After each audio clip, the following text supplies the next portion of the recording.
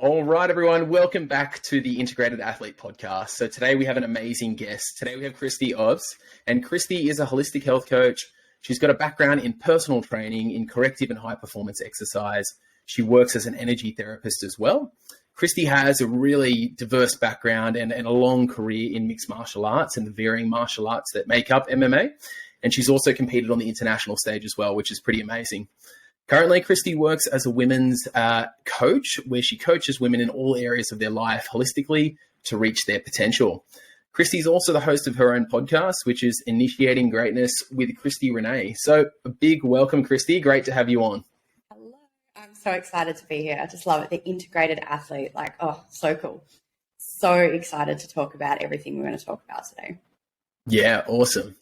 And it's really one of those things, right? Like that's why I named the podcast the Integrated Athlete Podcast, because just as we were chatting a little bit about on air before we hit the record button, you've got to look at all areas of yourself to really, reach your potential and to really become the best version of yourself. So yeah, 100%. And it's just so missed. So I think what you're doing is freaking amazing. Cool. Awesome, Kristy. So some people listening to this podcast may know you through different avenues, maybe through the Czech Institute potentially, or some of the stuff that we've done through some of the spiritual studies that we've done together. But if you could give people a bit of a background, Kristy, as to, maybe just your formative years and what life was like growing up for you. What was sort of some of those forces upon you that really shifted you into getting into, health and fitness and martial arts and that sort of stuff? Yeah, I grew up in a very small country town. I love talking about this specifically because as a kid, I was like the most uncoordinated kid in the world. Like, honestly, I was one of those kids that would run and people, I'm sure running races, like all the parents were shutting their eyes, feeling like so bad for me because I was such a stick. Like I was so uncoordinated. I was the kid that got picked last in every sport. I was the girl that was in high school, miss, I've got my period again. I can't do sport, today. I would divert from any sort of health and fitness. So I grew up in this small country town and just always felt really just not okay in my body, physically using it. And then also very much,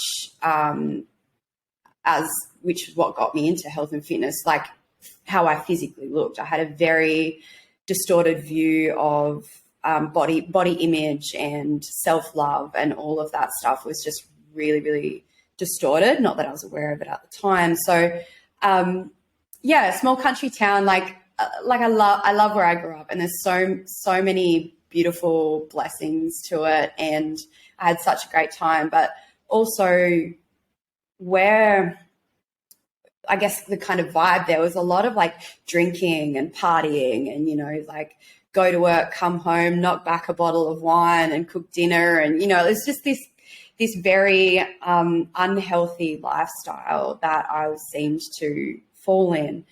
And for me, what got me out of there, I ended up buying property and doing a lot of things that was very actually against my own intuition, and just I was really walking down a path of this is how you should do life. You get the boyfriend and you get the job and you save the money and you buy the property and the house and all of these things. On paper, I was freaking succeeding as a 19, 20-year-old. But I felt so, I'm going to say I'm a bit dramatic. So I felt so dead inside, I was just felt like I was on the hamster wheel of life. And it was actually acting and being involved in the dramatic society in that small country town that kind of woke me up, this performer part of me that woke me up. And I was I want to go do this. Something ignited inside of me. And I was I am not living my potential, and I cannot live my potential in this place, in this environment. I've got to move. And so I knew no one. I moved to the city, and I'm going to Hollywood. That was my goal. That was my dream. And yes, and you know what? It was awesome. I had a lot of fun. doing that. But throughout that, obviously, you know, you're in front of a camera and you're in front of people a lot. I started becoming more and more and more self-conscious about my body. And yeah, I started becoming aware of like how much I like hated how I looked, and I couldn't stand looking at myself in the mirror, and I was so judgmental of myself. And that, even though it's a kind of a negative motive, got me to the gym. And the moment I started going to the gym, I committed. I was like, right, like you going to the gym 3 times a week, no matter what, that's your goal. And I got a personal trainer who, to this day, like she's been such a pivotal part of someone who has like changed my life, because she was just so amazing. And I started to notice as I went to the gym how much more confident I felt in myself.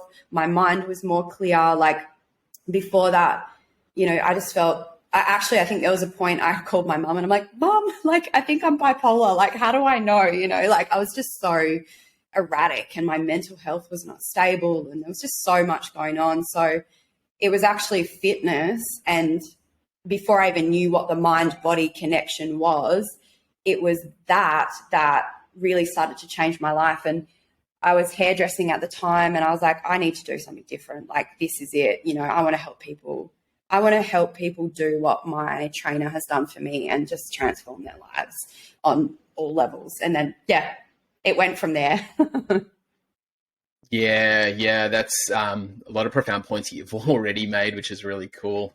But yeah, particularly around that, I think like a lot of the things you said, you know, that self-love and that body image, I think as males and females, like particularly growing up, right, as a teenager, you've got this idea of what you have to look like, or you want to have this great body or whatever it may be. But like you said, a lot of it comes out of fear and insecurity of that not being enoughness. Totally. Yeah. And then again, like you said, like moving into, I think just getting into a physical exercise regime for so many of us, like that is, you may think it's a simple thing, but it's quite powerful, right? Like it has this huge domino effect of, like you said, particularly around the mental health and your sense of self-confidence and your belief and all that sort of stuff. And yeah, really, really powerful.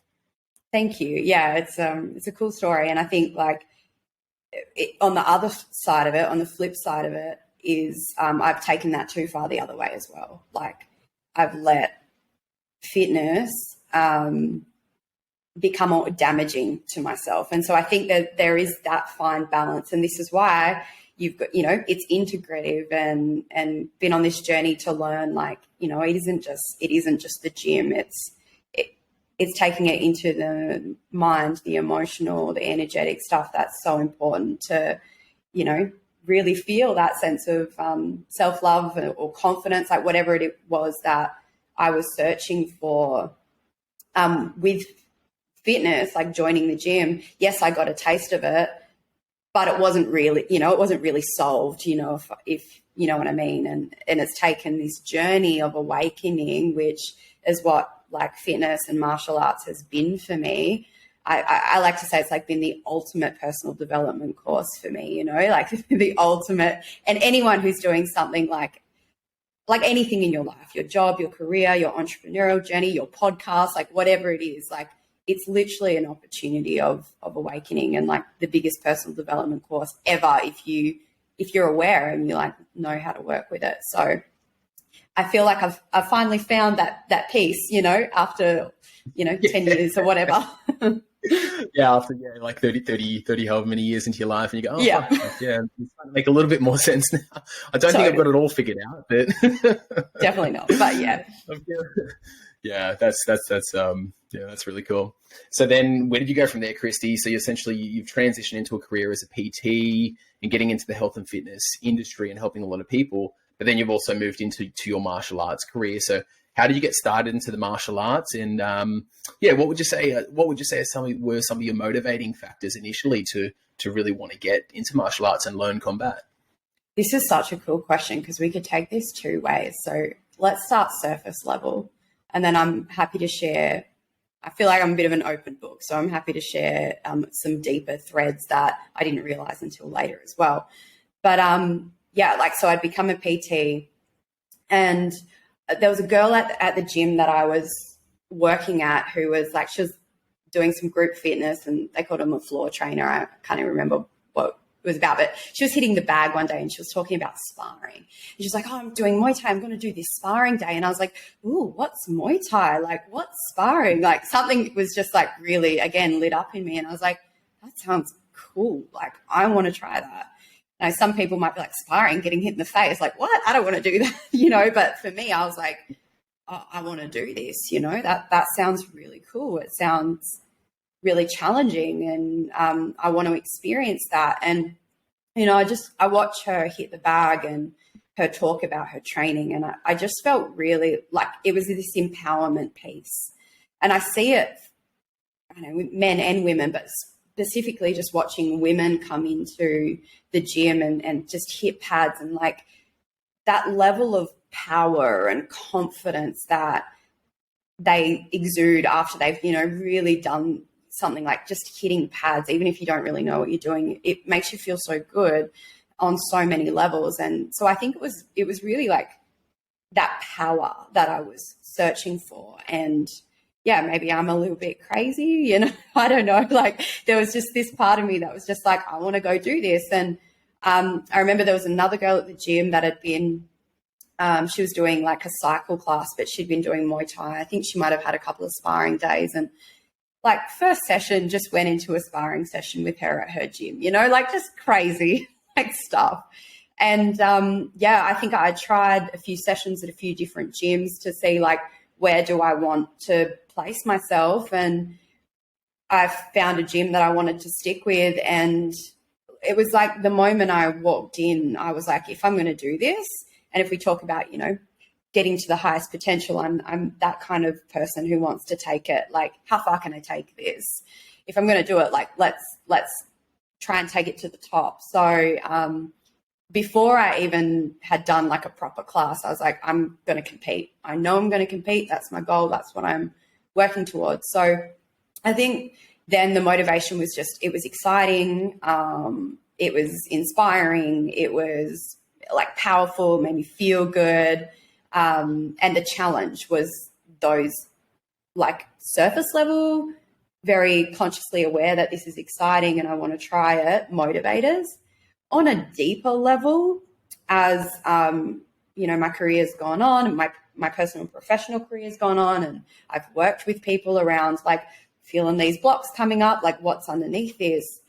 It was actually the very lack of power, it's really that not good enough, and that insecurity that probably drove me at a deep level, and that just that need to feel kind of safe and powerful and strong in myself. And so as we all experience sometimes in our lives, like this part of me that felt very unsafe, very weak, very vulnerable, and becoming the fighter gave me like a shield of armor, a coat of armor. And yeah, this is the integrative approach, right? That armor can also hold you back. So diving deep inside of myself and discovering these parts and healing that and resolving those things has made me like, I guess there's a more pure motivation. There's more ease in my training, and yeah, I feel stronger now, like in a true level, if that makes sense, like true strength now and true power now. Whereas before it was like an overcompensation, like, look how strong I am, I'm a fighter. Whereas now I'm like, I don't need the armor. I don't need the label. I am strong in myself. And this is just something that I get to do. So there's so much freedom in training and in living now because of that journey. Yeah. I think a lot of parallels for me as well, like getting into martial arts and fighting and all that sort of stuff. Same kind of thing, like at a deep level when you first start, for a lot of people, for myself, and I know for a lot of other people, it is a common thread in the martial arts, but you do it because you do feel weak, you do feel inadequate, and you like you're saying, you think that by doing this stuff on the outside and making your physical body stronger and competing and fighting and training hard, yeah, to some level that will help improve yourself. But as you alluded to, it's not until you go and heal these deeper wounds or these deeper parts of you feel weak and insecure and all that sort of stuff, that you actually, well, for me, like, you actually compete better. 100%. You train better, you enjoy your training more, because you're not going through your training thinking, oh fuck, I'm doing this. I'm not good enough. Like, oh my god, yeah. You've worked with those parts of you, so like you said, it's a much more pure motivation, I think, for training. And personally, I think same for you. It's a lot more enjoyable, right? Like, you can enjoy the process so much more. Totally, yeah. And I definitely have been through those moments where I didn't enjoy the process, and you're grinding for a reason. You're like, why am I even doing this, And you start questioning, like, do I even enjoy this anymore? And I think sometimes athletes at that point maybe quit, and that's fine. But maybe if they started to look deeper into these parts and start to integrate and heal these parts, they might find like an even greater potential in their sport than they even knew was possible. Yeah, massively so. Hey, and sort of like we're talking about, right? Like, it is inner work. So it's not as if doing more training and hitting the bag harder and doing more sparring and more competitions, that's not the answer to work on these insecurities. It's inner work, right? 100%. Yeah. That's hitting the bag more is not going to get you anywhere. Like the mind, and if we even go down to energy, but like the mind controls everything anyway. Our perception and if that's all this garbage that you're unaware of is in the way, and these little voices like, oh, I didn't hit that hard enough, I've got to go harder, and like whatever those voices are telling you, like that's just literally like a blockage in the way of you being able to be in the moment and express that true power and that true potential that's there. So yeah, I think anyone in on an athletic level that wants to like take it further, like you must not just do the physical work and nutritional work and all that, but the mindset work and the energetic work as well, the emotional work, it's like the inner child work, like all of that stuff is what allows you to be the best athlete you can be. Yeah, 100%. And like you were saying, looking at all those different avenues, for optimal work, athletic development, athletic training, performance, what do we need? We need energy. And it's like, well, you got to ask yourself the question, what are all the things that actually drain my energy? And apart from, lack of sleep and working hard and training hard, it's like, it's all those things that you just said, right? Like, it's the self-defeating thoughts, it's the I'm not good enough, it's the whatever it is, the emotions that you can't work with, that you keep pushing away. And yeah, that sometimes you don't even know about. You're like trying to push out all of these emotions onto the pads. Like, I'm just so angry and I don't know why. And you're like hitting the bag harder, but you're never actually getting to the root cause of that emotion and really working with it. It's just suppressing it. And while you might suppress it for a bit, like, bet your bottom dollar that shit's going to come up again and bite you in the ass or give you an injury or something, it's going to get manifested some way. So, and I think just there's a lot of things like a lot of people don't think about, but, athletes who want to perform at their peak, like they just don't think about like, oh, I've injured my shoulder because I've overused it. Yeah, maybe. Or also maybe there's some emotional stuff going on in there and, a bit too controlling or like whatever it is. And like for me on a professional level, like that stuff interests me so much. I love kind of finding like a little detective, finding the root cause of things and how this started. And that's kind of led me through my career as an athlete, but then also as a coach as well. Really powerful stuff. I feel like I'm going to say that about every question, everything we talk about right now. It's like, oh, that's really powerful points. We can say it more and more. It's cool. Good. It's cool. We'll claim it. We're owning it. Yeah. So Kristy, power hour. Power 3 hours, maybe. We'll see how we get for time. So Kristy, what were some of your career highlights, would you say, were in your fighting career? And like you sort of said before we got on air, you haven't officially retired yet, so you may still get back out there and do a bit of competing. But what were some of your sort of career highlights so far? Yeah, Such a good question. I think like if I will like nail it down, there's so many, I could find a highlight in every single fight, win or lose. In every single training session, could find that everywhere. But definitely like getting, because I started Muay Thai, I trained Muay Thai. I ended up with like extreme adrenal fatigue, chronic fatigue. I had to give up training for a year. I never thought I would compete again. And I was feeling really like down about life, and I'd done a lot of healing. I tried to go back to Muay Thai, but if anyone who's been suffering with burnout and getting over that, like the best time to start training again when you can is during the day, because that's when your cortisol level's higher. And so I was finding for myself at that time, if I trained at night, I was just wrecked again. So the only time that I could train at that period was like 9, 10 a.m. And my old Muay Thai gym just was like, no, we can't work around that. Like if you want to fight, you've got to be here at night. And I was like, okay, well, it looks like I'm never fighting again, because that's when everyone bloody trains, after work. And then I was like, you know what, I'm just going to go for fun. Like I miss martial arts. I've always loved MMA, never done jiu-jitsu before in my life. And I had all these crazy stories like, I'm too old for jiu-jitsu and it'll be too hard to learn and I'll never be able to do MMA. Like I had all of those stories in my head. So it was a real amazing point for me when I tried jiu-jitsu for the first time, because it was, like a 9, 10 a.m. class. And I was okay, I'll just do this for fun, And then Ryan, who was my coach and is now my fiance, said to me, like, do you want to fight again? Do you want to fight MMA? And I was just like, yes, but I don't know if it's possible. Like, this is what I've been through. And he was like, it's all right, we'll work around it.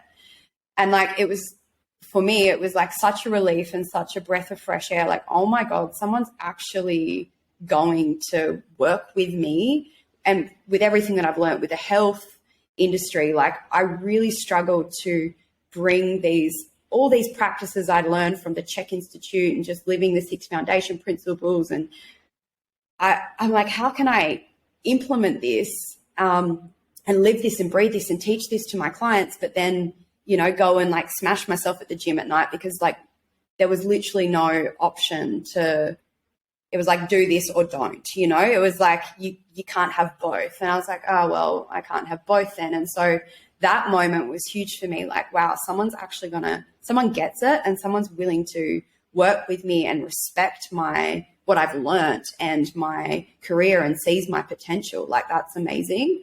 And then, I think it was like, I don't know, 3 or 4 months, and I stepped into the cage for the very first time, which is also like a very exciting moment.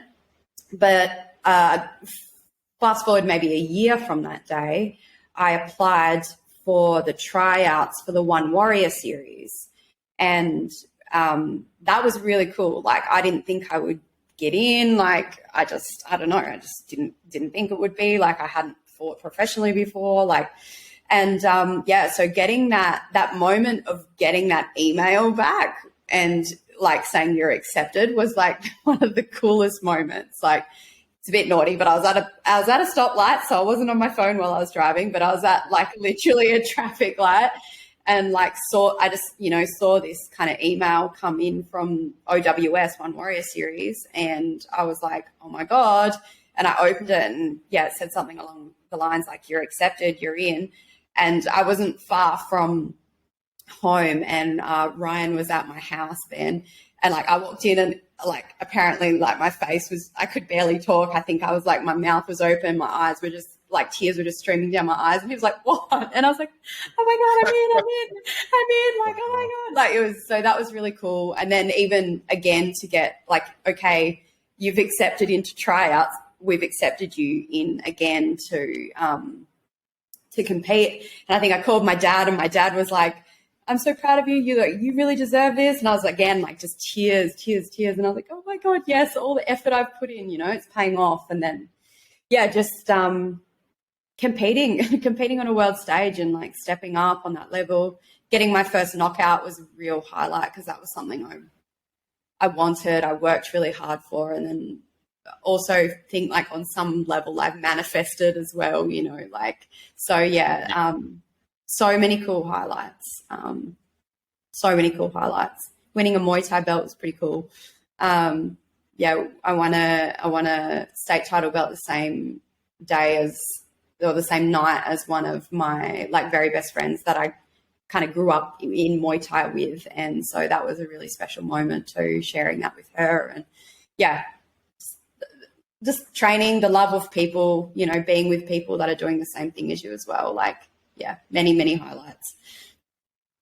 Yeah, absolutely. I think that's probably some of the most powerful not lessons necessarily, but one of the most powerful things about practicing any sport, but particularly in the martial arts, right? Because it's like you're beating the shit out of each other, but at the same time, you have such a love and such a deep care for the people that you train with. So you develop it. It's a very special relationship, right? Like I think, I don't know, I haven't really done that many other sports outside of martial arts, but yeah, you develop a very, very cool relationship with these people that you train with.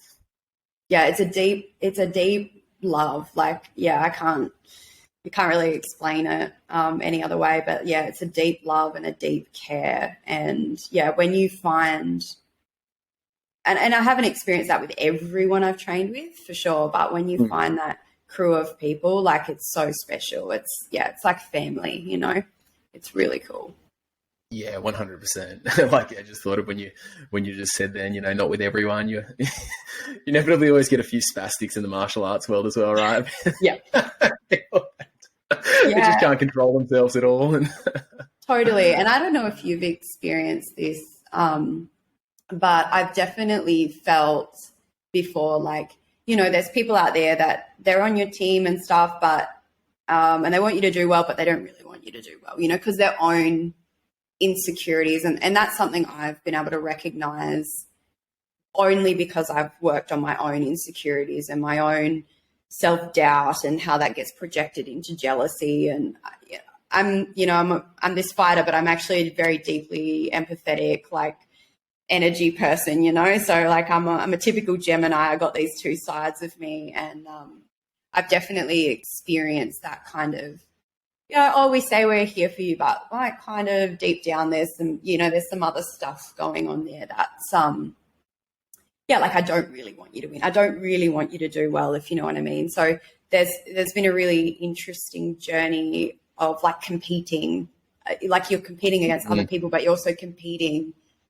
Sometimes there's this competition between your teammates. And so that's been a really interesting journey for me as well, like professionally, and like really healing my own wounds around group consciousness, not enough, like insecurities, all of that stuff, which is something I really don't experience now, which is like, yay me, done a lot of inner work. But I think that's something that, like I said, I don't know if you've experienced, but I know a lot of women experience that for sure. Yeah, and as you were saying, right, so essentially what you were saying is that the more work you've done on yourself, then the less you experience that reflected back to you. 100%, yeah. Or I can see it in others, but it literally doesn't impact. Like I can hold a lot of space and love for that. You know, like I see me where I started, and all those insecurities that we talked, like those deeper drivers, like we talked about before. As I speak to someone, I can just see it all, you know. And once upon a time, when I was still holding that would trigger me. And that would feel like, oh my God, they're going to attack me. They don't like me. You know, like all of these, there's still all this junk in the way. But now I can really see that and just hold a lot of love and space for women. I mainly see it with women, but like that are going through that, and just be like, oh, you know, you can get there. I know where you're at. And there's so much freedom on the other side of that. And yeah, and I hear that same story from a lot of women where like a lot of people say to me like, oh my God, you're so nice, you know, in the gym. How are you you're such a nice person. You're so helpful. Like you're a woman. Like, why are you helping me? I'm another woman. It's just this funny thing that I see a lot. And I'm like, yeah, of course I'm helping you. Like we're teammates. I want to support you. I want you to win. And they're just like, really? Like this is, and actually another woman wants me to win. Oh my God. You know, like, so it's quite interesting to watch and see. And yeah, I think for me, my own healing, my own stuff is what's allowed me to kind of step into that role as well. Yeah, really cool. And it's something that I don't, maybe it's different perspective, my perspective, but obviously being a male and seeing what's happening, maybe just more in the collective with females, but it seems to be that the females are really kind of shifting in that role a little bit more now, where they really seem to be supporting each other a lot more, like all these sort of women's groups and all that sort of stuff. So it's cool to see, right? Like maybe I don't know what it was like, 50 or 100 years ago. I'm not sure what it was like, what the general sort of feminine energy was like, but from what I can see in the last, say, 10 years, it's changed a lot. Yeah, I think so too. And I was reading some of like Richard Rudd's work, which he's really cool work too, by the way. And reading something about him saying like we're all, right, our feminine energy is that rise back in feminine energy, not in feminism in a way to like overtake the masculine, but really like to create that divine union of the masculine and feminine. But actually, it might have even Eckhart Tolle might have even been saying something about this too, but it's the women that are kind of starting that process, but also the men too. And there's a lot of men's circles out there as well now, which is great too. So it's like for all of us to come into that divine union between our own inner feminine and masculine. But I think as a woman, like, with physical representation of the feminine energy, like maybe that's where we start. And I think Eckhart Tolle talks about the women's emotional body and our pain body is bigger. So we hold a lot more of that. And so as we can feel our way through that and like connect with our source, like that's the awakening for the masculine. And something along those lines. But yeah, read those books, listen to those conversations. Put them on the to-do list. So, Kristy, where do you think, sort of in your experience, like you were talking about, you've trained for a long time, you've done a lot of health coaching, energetic coaching, and a lot of, all that sort of stuff, physical coaching as well. Where would you say, if you could kind of maybe boil it down to a few really key points, where do you see a lot of athletes kind of going wrong with their approach to training? I think like definitely overtraining is still huge. I think that's still such a huge factor. I think that boils down to a lack of education. And it's getting better, like it's definitely getting better. A lack of education, I think it boils down to sneaky marketing things, like, oh, take this supplement and that's going to make you the best in the best, and like really not being in tune with your own inner authority, your own body's wisdom and guidance, and just being like, okay, I'm going to do this and do this and do this and do this because someone's told me I have to, or this is the way it's always been done, or my coach is telling me. Like I said before, when I went from Muay Thai to MMA, and I said to Ryan, like, these are my kind of my limitations. This is what not even limitations, which I thought they were limitations at the time, but I was like, these are my boundaries. This is what I need to perform my best. And he was like, yeah, cool, let's do it, and I just don't think there's maybe a lot of coaches or a lot of communities out there yet that really understand that it's work smarter, not harder. So I think there's a lot of environmental conditioning. And I think as a coach, like every coach needs to step up and maybe put their ego aside if they're egotistical, whatever, like, and just educate yourself because you're the leader of all of these fighters and your health is in their hands. Because you're the role model, you know what I mean? It's like a mum and dad to the kids, like you're the role model. You've got to do the work. You've got to develop yourself. So yeah, practice what you want to preach. And if people aren't doing better, it's not them. It's not the fault with them. It's like there's something along their lines. Like I said before, is it their sleep? Is it their health? How can I support them to get better? Like, so I think there's that. And then I honestly like the mental and emotional stuff is huge because it's like what's behind that. that force of like, I have to keep going. Why are we overtraining? Like, what is it that's driving you to just burn yourself out? I know for me, it was, this fear of not being good enough. I had the stories of I'm running out of time. Like I'm not powerful if I don't do X, Y, and Z. I need to prove myself. I need to get better. If I rest, then maybe that's lazy, like all of these stories. There was something else that was there that was like, that's a really important piece too. But I think like, just that not enough. If we just think of like the consciousness of not enough, then whatever you do is not enough and not enough and not enough. Like, and I see it here all the time. And I think it boils down to fear. Like there's some deep fears that are there that, we start looking at that, standing in your own power, speaking up for yourself. Like, no, I can't train today. No, I can't, I'm sick today. I'm going to take a day off, rather than like pushing yourself to the edge, which I think a lot of athletes do because they have the willpower and that mental strength. Like we've built our mental strength up to almost deny pain in our bodies. Like that was a huge awakening for me as a fighter. I'm like, I'm literally take pain every day. I numb myself out to pain. My body is so conditioned to pain, which is great for like when you're in the fight, like I'm not, someone kicks my leg, I'm like, don't feel a thing. But you start thinking about like, well, what's the mental and emotional pain that I'm also numb to as well? Like what am I actually denying in myself because I'm too strong? So there's this balance of being like too strong. And I think a lot of mindset work in the, performance space and in the, athletic space, entrepreneurial space, like be stronger, go harder, push through. And it's like, no, there's a time for that, sure. But like, that's going to take you like too far to the other extreme and you're going to end up with a lot of fucking problems. So, that went on a bit of a tangent there.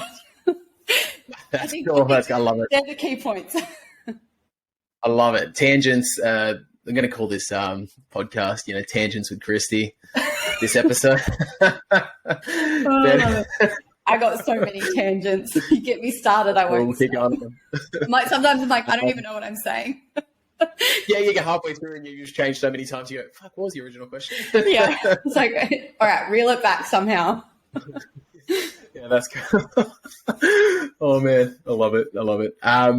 What come to mind for me as you were speaking just then was, this idea of balance as well, right? Because when we, whether you're a fighter or an athlete or whether you're not, it's like, we're all after more balance, like balance, whatever that means. But as you kind of alluded to, it's like we find balance by burning out and then we sort of rest and recover. And then we figure out, well, actually, it's something in between and it's this wave that's going up and down. It's not like balance is not one static line, right? Because that's not what life is. Exactly. Yeah. And we have cycles, we all run through cycles. I think great for women that are really listening to their menstrual cycle and know how to work with their menstrual cycle and the phases of their cycle. I think there's a lot that can be said for men too, to like follow that kind of process. There's a season, there's a winter season where you are supposed to rest, come inward, slow down, and then your summer and your spring, your spring, then your summer where you're like ramping up, and then your autumn when you're like coming back down again. So we live in a wave. And so when you can start working with that, like watch your performance increase massively. But again, I think there's a fear like, oh shit, I can't slow down. What will my coaches think? This, that, and the other. But when you can have that really open conversation, like this is my time to chill and I'm going to perform better here when I do that. It's like, cycling your training, it's cycles are everywhere. And so, when you can really learn to work with that, that's what creates balance. Yeah, absolutely. I think again, coming back to that, that idea of lessons from nature, right? How much can we learn from watching nature? And it's exactly what you said, right? We've got the 4 different seasons and that might be within the day. Like in the day, when are you going to rest? When are you going to train hard? When are you going to, is it today a rest and recovery day? Or is today skills day, or is today like a really go hard and smash yourself day? And then that same theme, like where do you do that across the week and then across the month? And as you said, particularly for women, like, you've got the menstrual cycle there that can really guide you on that energy. And then ultimately, where do we do that across the year? And then that leads to like, what does our life look like? Right. So yeah, that's really cool, talking about those cycles of life, and how can we follow them? Because it's, I think, a mechanistic idea to think we're just going to go hard all the time. Like, it's just an unbalanced thing. And as you said, it ultimately leads to burnout and to pain and injury. And then one day you wake up and you go, fuck. Yeah. And I'm like, for any athlete out there listening to that, going like, yeah, I can fucking go hard. Like, come see us in a couple of years' time when you bust it up, like, and I know that because I was one of those people. Like, I was one of those, like, I'm a fucking superhero. Like, don't tell me I'm not. Like, this is how I'm going to be.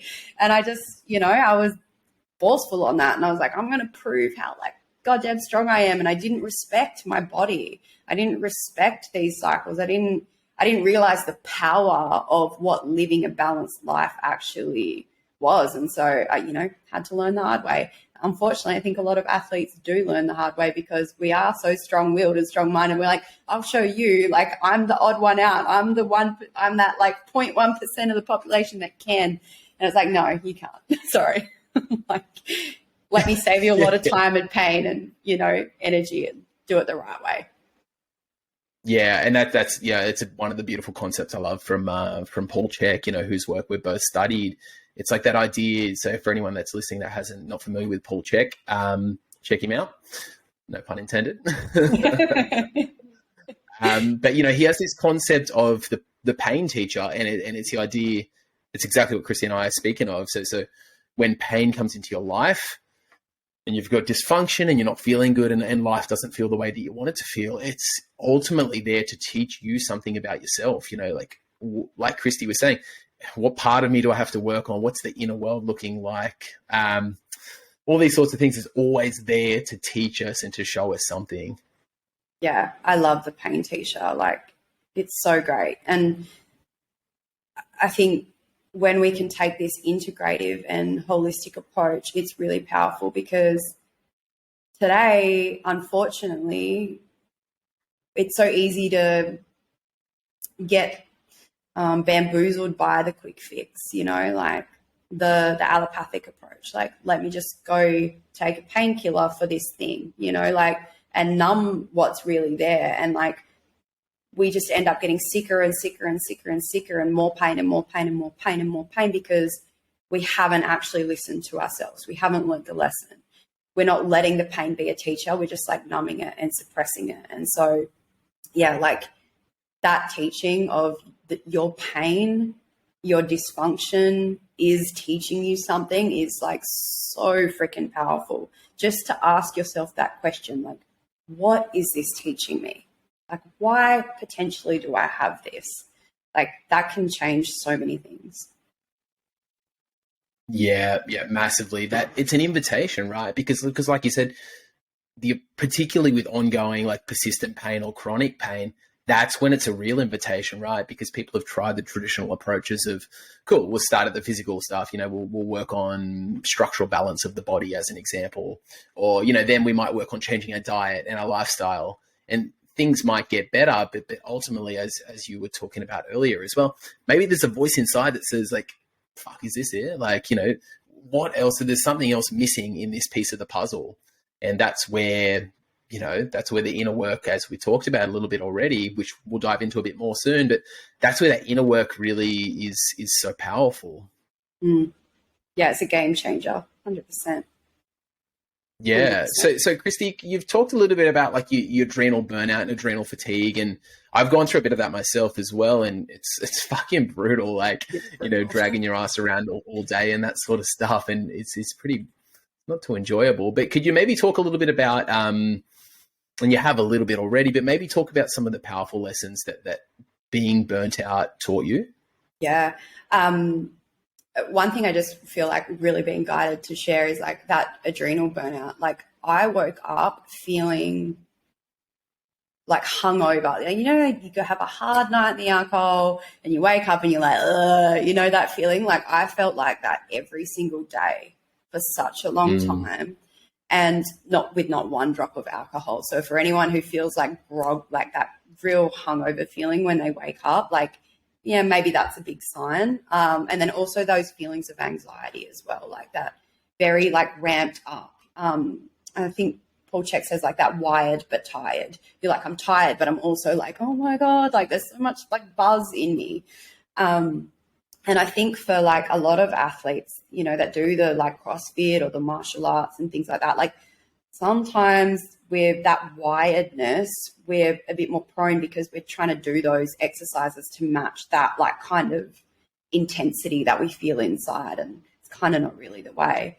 But yeah, the biggest lesson, oh my God, there was so many lessons. Like respect my body, listen to my body, get back in tune with my body, what's going on for me emotionally, like so many things. The first time I went through adrenal burnout, my life was so out of whack. Like I feel like it was literally my spirit, my soul, like saying, you are on the wrong fucking path.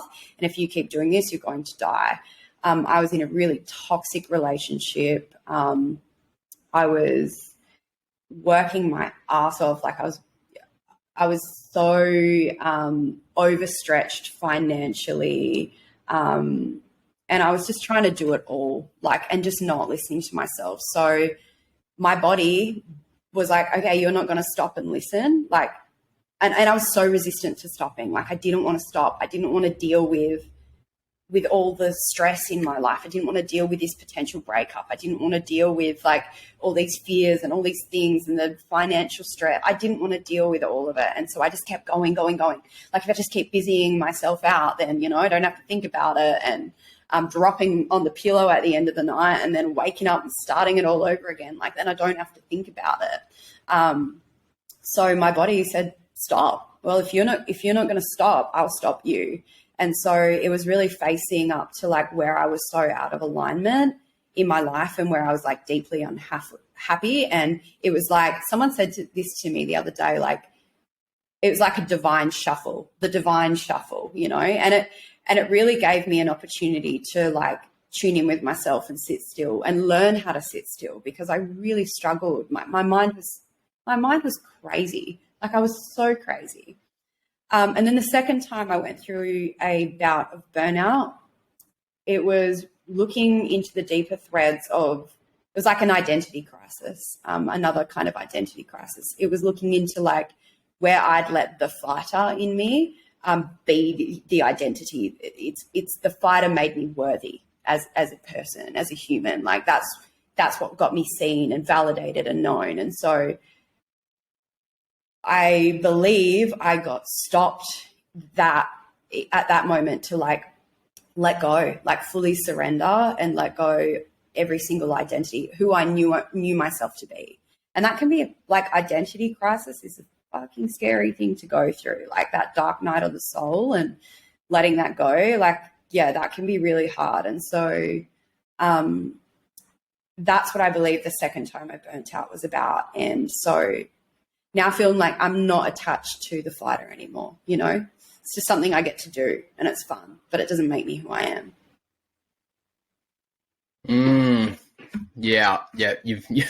You're on a journey of, you've really come to know who you are, like you said. And again, now you don't need that external validation from anything or anyone or and that's so powerful. And again, like we've touched on multiple points already, it's like, in my opinion, and in your experience as well, like that's the missing link for optimal, not just athletic development, but just, you know, that quality of life. And as you were saying, there's that deep inner voice, that inner yearning and that connection to your soul. It's like once you start to learn how to connect with that deeper part of you, you know, that deep wisdom, that consciousness within you, once you start to really build that connection, it's like your whole life shifts. Like everything changes.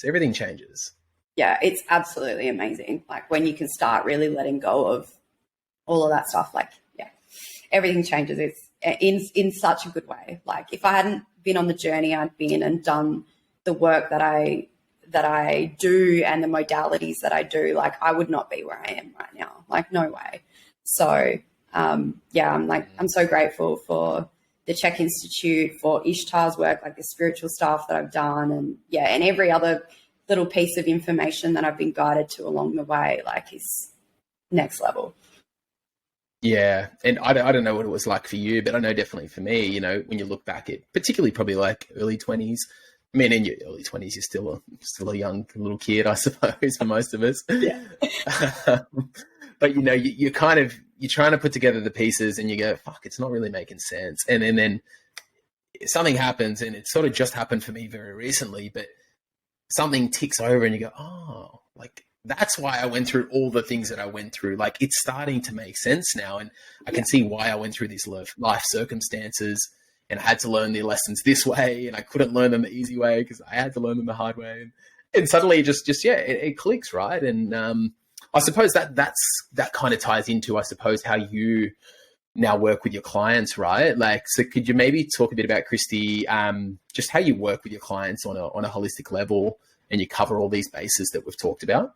Yeah. So obviously, I've been on this holistic health. So we're looking at physical. I've been a personal trainer and I've done all the check stuff. So like what's going on like with injuries and how can we correct, like corrective rehabilitation and all of those things to find like that isn't quite, that's not quite the ticket that we're after. And so learning the health stuff and the 6 foundation principles and, really making your lifestyle work for you in regards to health. And then, okay, there's another piece, like really diving into the mental and emotional stuff and really being able to connect with like the inner child work, which is a big part of what I tend to do with people. And and then the energy work, the spiritual work is like next level. So I've really kind of over my career, like hit all bases in so many different levels. And how I work with people, like I can work with people on all of those levels, and so to be honest, like where a lot of it really comes down to is the mental, emotional and energetic, and really looking at like where people want to go, what's in the way, what's blocking you mentally and emotionally, how can we bring that into like, diet, lifestyle, all of those things, what needs to shift in your life.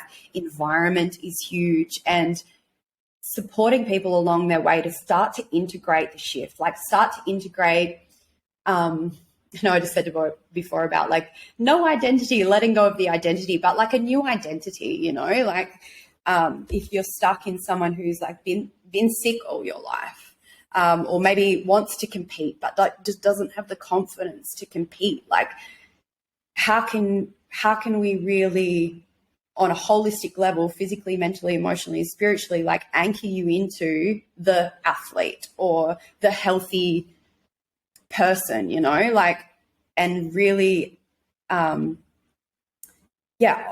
that in on a mental, emotional, or physical, spiritual level, on all levels. Clear the shit that's in the way. Do that a lot with the energy work that I do, which is so freaking powerful. I don't know if you've experienced Ray's healing, hey? Yeah. I wanted to do it for a long time, and then I just didn't. It was just on the to-do list sort of thing. I was like, I'll get around to it. And then I did probably about 6 months ago with, Heidi, right? Yes. Oh, she's amazing. Yeah. So, did a few sessions with Heidi. It's just fucking like so powerful. And for anyone that's listening, like I was always like a believer in sort of like energy work and that sort of stuff, but I just never had really experienced it. And just the shifts in you, like in everything about you, your whole life afterwards. So this is a really profound healing modality that was created from a lady named Ishtar, which we can link to in the show notes. Maybe if you could talk a bit more about that sort of stuff, Kristy, with the rays as well. Totally. Yeah. So that's a big piece that I use for my clients that are open to it. Some people like aren't ready to go down that path, and that's fine. But for people that are open to it, the universal rays healing therapy was a channeled therapy, from Ishtar, who is an incredible woman. She's channeled so many bodies of work, and actually there's that episode on my podcast where she talked about, she was like, oh my God, like, really, do I have to channel this healing therapy? I don't know if I want to do that. So she's connected to the Ascended Masters, which, like, I like to explain it like, imagine source energy, which is like the creator of everything. Like, the Ascended Masters are like one step down from source energy. So they're at the top of like the everything, but they're really dedicated to, and I don't know if I'm explaining that properly. That's just how it like looks in my mind. Because these concepts can be very hard for our mind to kind of grasp and get around. So they're like, the masters are here to support humanity to evolve. And there are specific masters that support us to receive the universal rays. And the universal rays they literally make up the universe. It's like the consciousness of creation. And they've been talked about for years and years, but Ishtar channeled a healing modality that works with the rays, which is why it's so powerful. And Ishtar even said I'm quoting Ishtar here, it's like one of the most powerful energy healing modalities that we have at this time on the earth. And so we work with pranic energy, which is usually what a lot of Reiki is working with, which is like earth energy.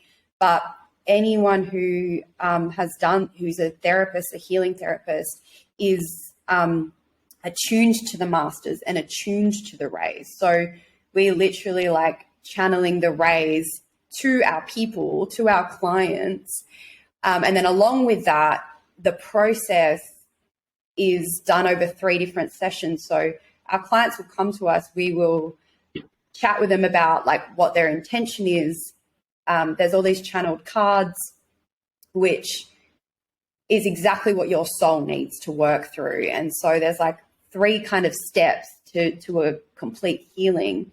And the most powerful piece, which I love, like it's all powerful, but is the decree work that we do. So throughout the healing, when you're in this very like super chilled space, like you're not in your like, oh my God, what have I got to cook for dinner? Kind of like you're in this very receptive space. Is it like alpha brainwave, theta, delta? Like your brainwaves have changed, like any kind of work on that, is important for change. And then when we're there, we actually break karma, break old conscious contracts and vows and agreements and these things that we've made, A, maybe in our lifetime, or B, other lifetimes, it goes across all time, space and dimension. And so we literally break that consciousness. So this energy healing modality allows you to shift your consciousness, to shift your frequency and vibration. And yeah, it is freaking powerful work. Like literally has changed my life. And I see it with so many clients, and I get messages from people all the time. Like even if it's a year on, I'm like, oh my God, that work we did, like I'm still feeling the effects of it. Like if that work's changed my life, like this is where I am in my life now. This is what I'm doing in my life now. And I know it was down to that work that we did, because it literally changes your consciousness, and your consciousness creates your reality. And so if you're not happy with your reality, if we go back to root cause of everything, wind it all the way back, like it's the energy, it's the consciousness that you hold. So yeah, it's fascinating. I do that work with people. And then I love to add like my coaching skills and intuitive coaching and everything like into that as well, and help people to kind of really integrate that work in alignment to the goals that they want. And so that's really powerful. And then, yeah, all the like exercise and corrective postural stuff I'm still doing with people too. Yeah, beautiful. I really hope I did that justice. It's like quite such a broad concept to explain. I'm like, I hope I did that justice. And it's so hard to put into words. And I was going to say just then, for anyone that's listening, that's, oh, fuck, I'm not open to that.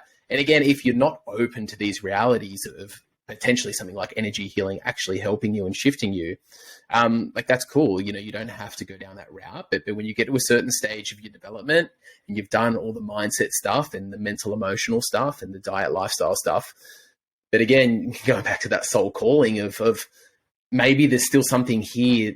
I feel like there's still something here that I need to work on. If you're having that voice inside, that's the shift. That's what happened for me. And I think that's what happens for a lot of people. But that's then the shift to say, cool, like, let's look at something else. And again, something like these modalities, it's hard to justify them in words because they really are so powerful. I remember after I did the first, so you do, what is it? It's about 3, they normally go for about 2 hours in length each, Kristy? Yeah, rough. Like if it depends, every practitioner, like the actual session might be about an hour-ish, but depends like what practitioner you're working with and how they like to work. But like I said, I like to do some coaching prior to that and things like that. So yeah, it's definitely like a 2-hour session.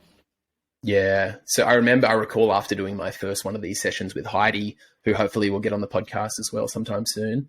I felt like I'd been hit by a bus for like, I was dragging my body around. I felt so, in a way, drained but cleansed at the same time.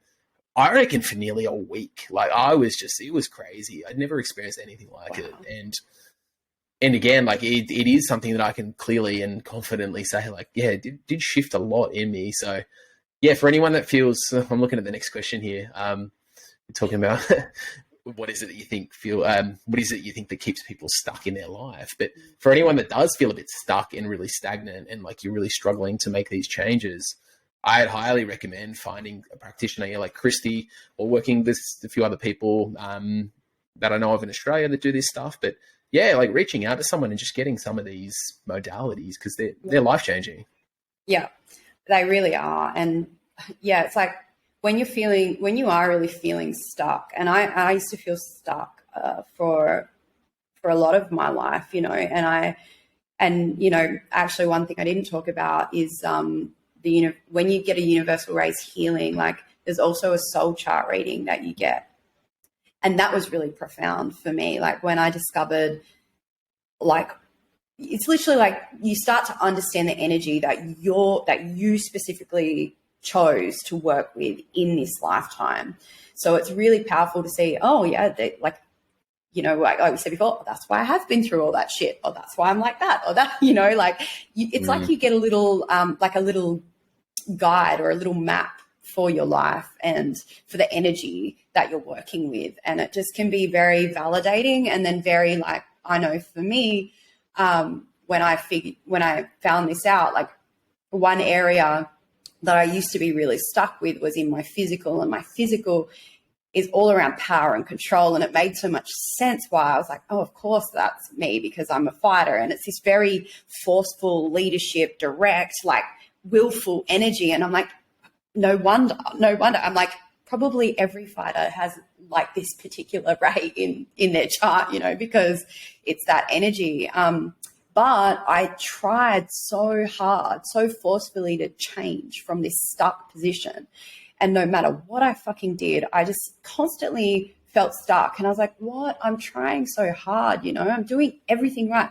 I'm doing the mindset and I've got all my health and everything's like, what more can I do? You know, I felt so lost. And then the day that I started doing this energy healing, because I knew nothing about it, I was just like, my soul literally guided me to become a practitioner. It was quite crazy, which is very out of character for me. Like if I want to do something, I've like researched it to the nines. Like I know exactly what's going on. And I just like put my money down and was like, I'm there.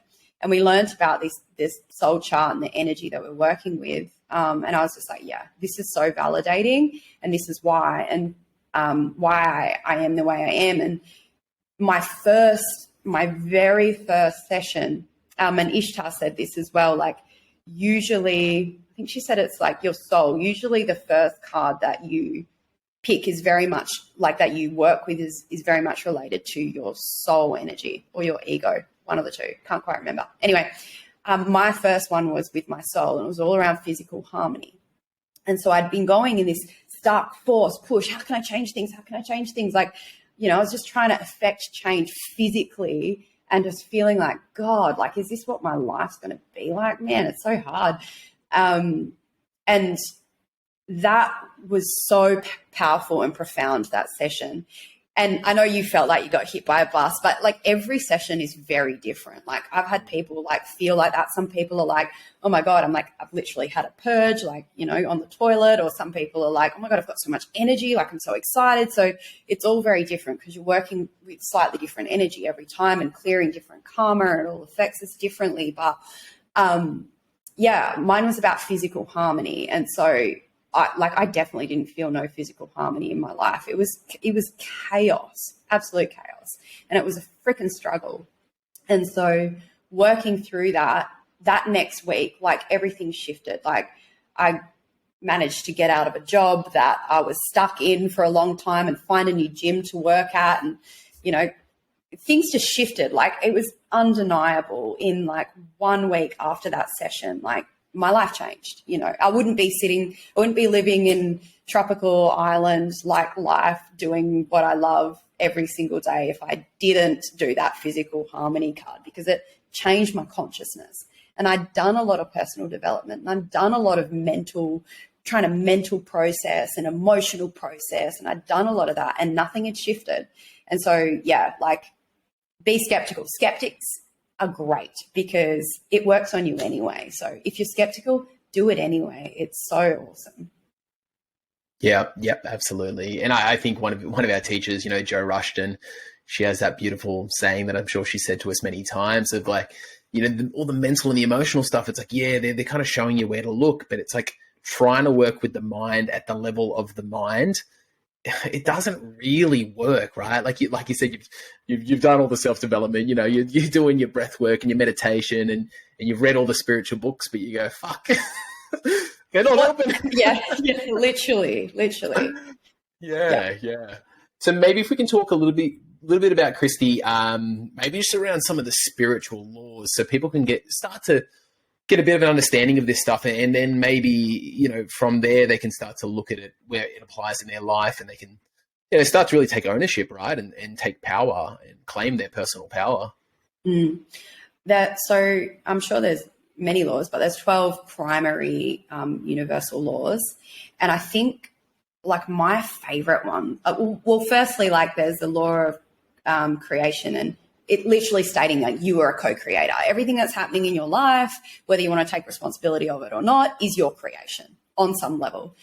Where we get stuck with that, I think, is because we're like, but I don't want to be broke. You know, like I don't want to not have any money. Like I don't want to be sick. Like why would I create that? But what we're not realizing is that underlying, and like, again, this is why I can mental my way through it. But if it's still showing up in my reality as nothing shift, well, there's probably some deep unconscious karma that you're not aware of from God knows when that's asking to be cleared, and it's time to take it to the next level. And so we're constantly creating our own reality, whether we're aware of what we're creating or not, whether we're intentionally creating or not.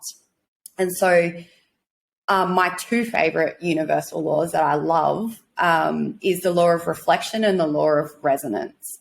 And so the law of resonance is, like, a lot of people think like law of attraction, law of manifestation or whatever, you know, it's got lots of different names, but it's literally like, it's science, man. It's like attracts like, opposites repel.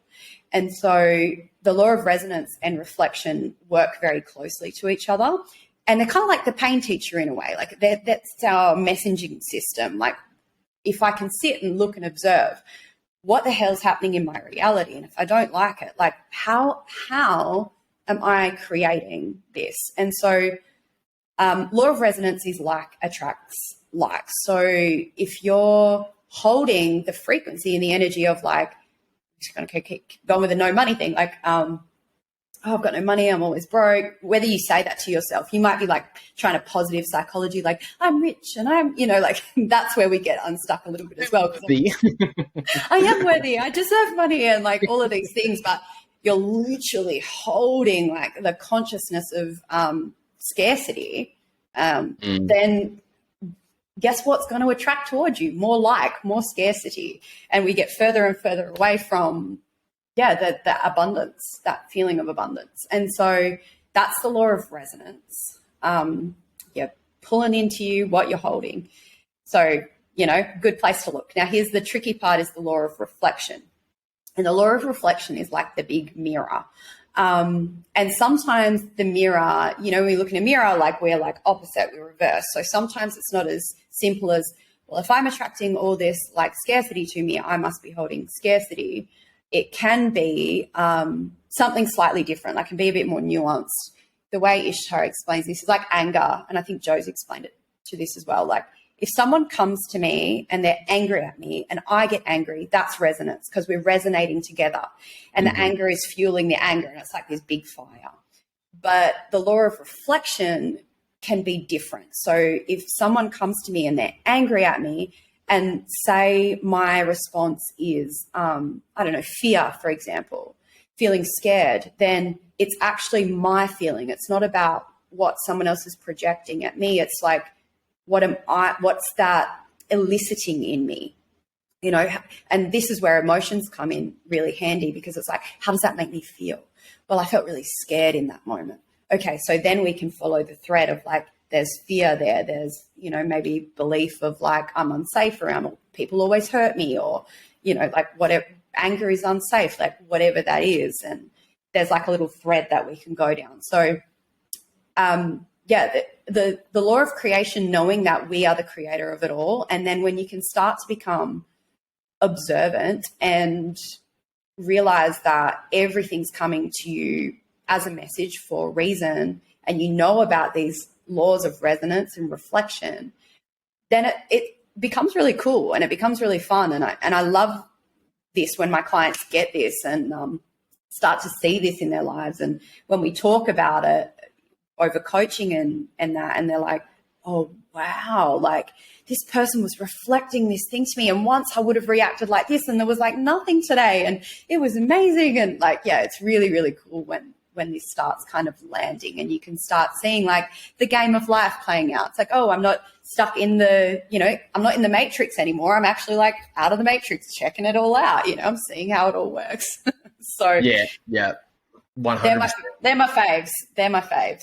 Yeah, nice. I think same for me. Like, they're probably my two favorite, and probably the two most profound and powerful laws that if you choose to live by this stuff, and like you're saying, you can then begin to see everything and everyone literally as teaching something about yourself. And yeah, it's so easy, right? Like, I think I first heard Paul explain this really well, where he talked about like any time you're triggered, it's like someone has just put their finger on your growth potential. Yes.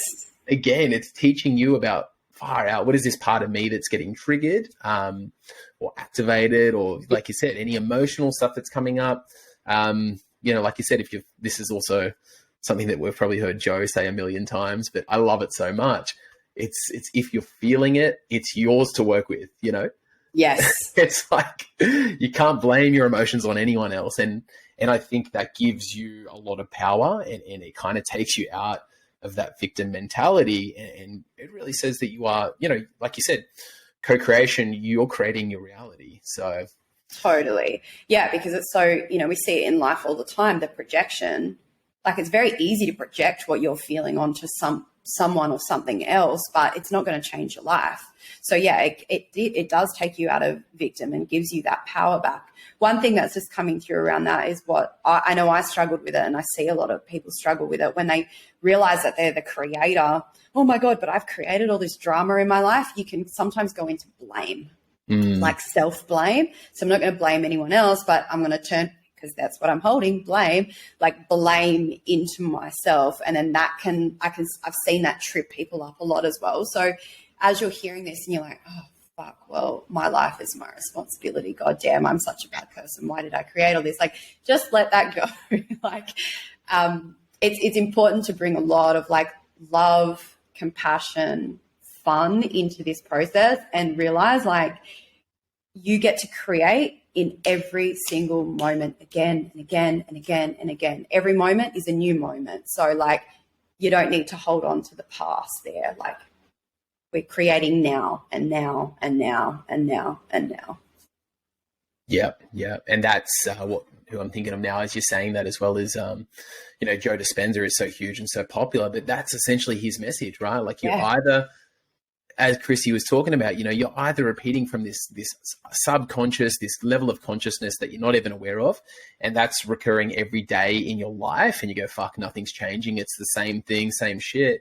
Or it's like Kristy just said, each moment, each second, you can choose to create from a different space in a different place. And again, that's Joe's message, right? Of like, you get to do it. It's not easy, but yeah, you get to do it. And I think, again, like you said, we need to have a little bit of fun with it. We need to learn how to laugh at ourselves. And look how fucking funny I was, I created whoops, just created scarcity. Oh, let's see if I can get back into abundance. You know what I mean? Like, it's just have a laugh. Yeah.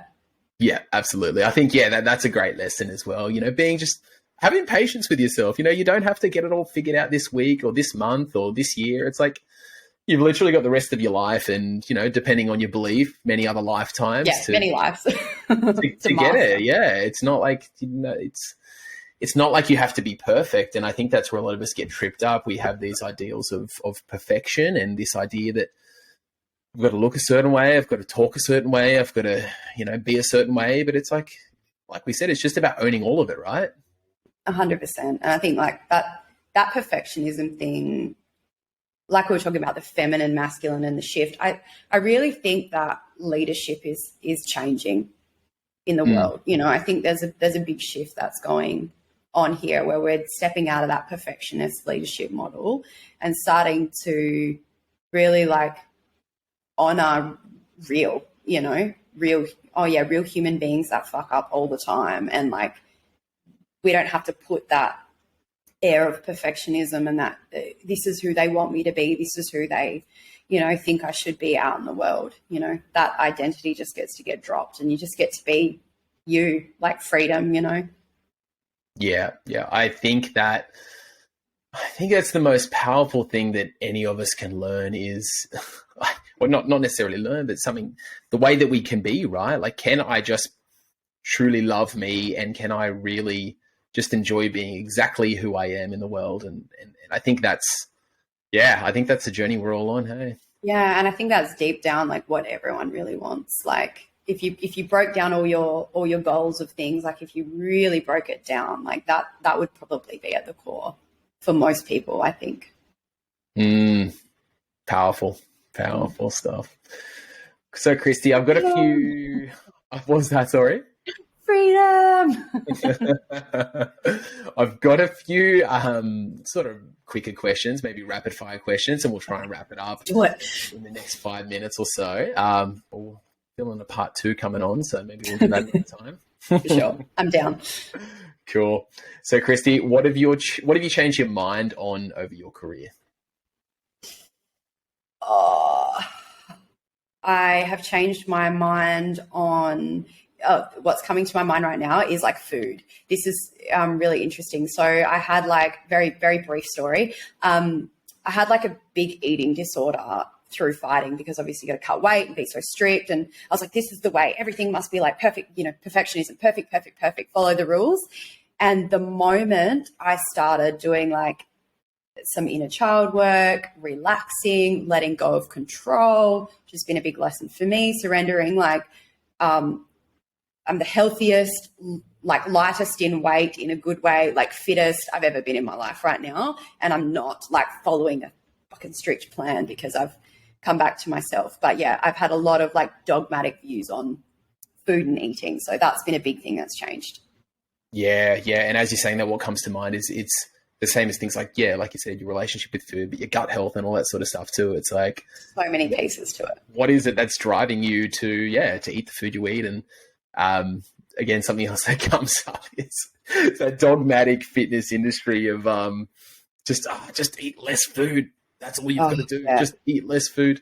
And it's like, no, we are so complex, so many parts to us, It's like just eating less food is, it's not going to fix anything long Totally. Term. So yeah, food, I've done it a few times. There was times in my life when I was really young, I was like vegan, raw vegan, vegetarian. And then I'm like, oh my God, I learned like about, primal pattern eating types and metabolic typing. I'm like, wow, I'm supposed to be eating a lot of meat. Like, okay, like no wonder I'm fucked, like that's the problem. So like I've had a lot of dogmatic views on food and fitness because it's, you just get told a lot of bullshit. So yeah, I've really changed my mind a lot around those sort of things. Yeah, massive. I think you probably already answered it somewhere in the interview, but what would you say is your most important lesson that you've learned so far? To love myself first, put myself first, like seriously.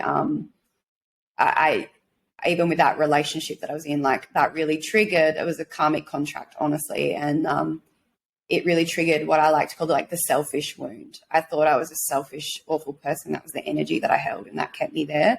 And so, yeah, when I decided to put myself first, and I know Paul Chek talks about this too, the I, the we, the all, you have to have the I down first. So, yeah, to be more selfish, you know, and how actually that's selfless when you be selfish. So yeah, self-love, baby, it's my mastery and my biggest karma in this life. So no wonder, learning it every day. And as you said, right, like the more you love yourself, the better care you can take care of yourself, the better your energy is, and then the better you can show up for everyone in your life and, you know, your friends, your family, your community. It's like you can enhance like every relationship in your life. Totally. And you're modeling that, you know, like you are modeling this self-love, self-assuredness, this, you know, inner strength outwards. And so whether you actually go out and do anything with that or not, like it's just in who you're being. People see that, you know, people pick up on what they see. And you know, my partner said to me this morning, he was like, you're so compassionate and nice and caring. I'm like, am I? You know, like, and I'm like, how, why? And he's like, it's just who you are. And I'm like, oh, thanks. You know, like, okay, you know, so it's wrong. It's modeled by who you're being. Yeah. And like you said, it's not even a verbal thing. It's like it's just an energetic thing that you feel, right? Yeah. Yeah. If you could go back, talk to your 18-year-old self, what bit of advice would you give them? You're not crazy. Like, you are capable of so much. You're beautiful. You're perfect. I fucking love the shit out of you. So cliche, but like the world is literally your oyster. Don't hold back. Don't doubt yourself. Just go for it. Go for it. Cool. Yeah, really cool. Next one, Kristy. Who are the 3 most influential people in your life and why is that? This is a really hard question. It's a tough one, right? Because I think different people are influential at different times in your life as well. Totally. And I mean, there can be like famous influential people that you're like, wow, it's amazing. But I think like Paul Chek is one, obviously, because of the study that I've done with him. And yeah, it was just such a game changer for me. Ishtar as well, like her work has been such a massive ticket to transformation in my own personal world and yeah, the world of others and diving into like how the universe really works. Like, you know, it's just been pivotal. And I think it's something we all need to, you know, learn from these 2 amazing people and what they're teaching. And then the last one, I'm going to say my mum and dad. Yeah, because I've learned so much. You know, we learn from our families and sometimes we have crazy stuff with our families, like we all do have family drama. It's why we're here. It's part of it. But yeah, they're just such lovely people and such really awesome, good, great people. And yeah, so they've been really influential in my life. Yeah, beautiful. I imagine, again, I haven't never met your family, but I imagine just from, you know, like knowing you and talking with you, it's like I imagine that they're probably those people that just supported you all the way and like never told you no and just said sort of go for it. Is that the kind of people they were? Oh, I'm sure yes. Yeah, they've been very like, there's definitely, you know, I've had obviously my own karma with my family and stuff, but and there's probably unsaid no's that just come into it and things like that. But yeah, like at the end of the day, they've always been like, we're going to let her make her own mistakes, you know, and I think that's really powerful. So, but yeah, they're just kind, beautiful, generous, lovely people, and like, yeah, I'm really grateful for them. And my dad's like he's like a big kid, which is really fun. So he's very, very influential in the area of like fun and joy. So that's really cool. Yeah, awesome. So any books or podcasts or, I mean, we've talked a lot about Paul and Ishtar's work. So for anyone listening, like I'll put them in the show notes as well. But you have to get around those two humans if you haven't already. But any other books or podcasts, Kristy, that you'd recommend apart from your own podcast? Yeah, I'm a lover of Joe Dispenza's work as well. Like, I think that's really profound. He's fun to listen to. I think he's like, the way he explains very technical out there stuff is pretty easy to understand. I love Eckhart. I don't even know if I say his name right. Eckhart Tolle, whatever, like profound. They're some of my favorites. Oh my God, there's probably like heaps, but they're the two that are just like on the top of my mind, and that I go back to time and time again as well. Yeah, cool. I always tell people my first experience with Eckhart Tolle. Everyone was talking about it, and I go, fuck, all right, I'll go and listen to him.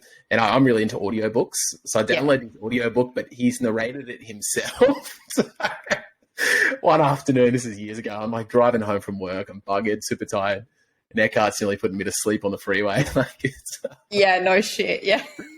Yeah, so probably read the book if you're going to get into Eckhart Tolle anyway. The book. I think Joe Dispenza audiobook, great. But yeah, I think, yeah, definitely book. And I know with some of his books, it's like chat, pause. And then you have to pause and like think and contemplate about those things. And you're like, oh my God. I mentioned Richard Rudd earlier as well.